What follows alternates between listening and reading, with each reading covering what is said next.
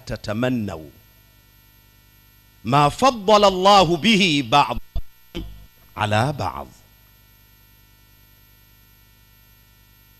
Musitamani, musiumie, acheni husda kwa sababu ya yale ambayo Allah subhanahu wa ta'ala amewatunukia, amewafadhilia baadhi yenu kulikoni wengine.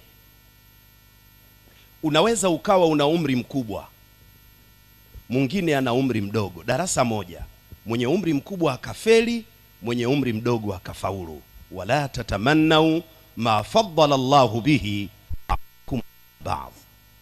Munaweza mukasoma darasa moja ama kwenye dini kwa shekhe mmoja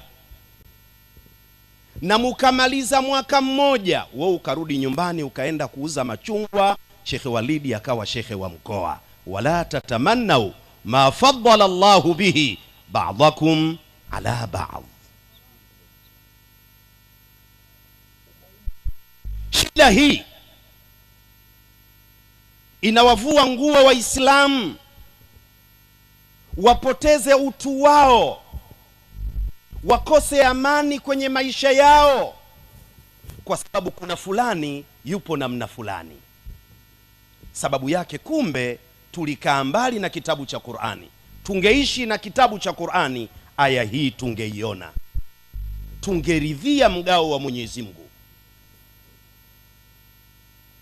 Ni jambo ambalo lawezekana, baba mmoja mama mmoja, wewe ukazaliwa na rangi hiyo, mweusi mweusi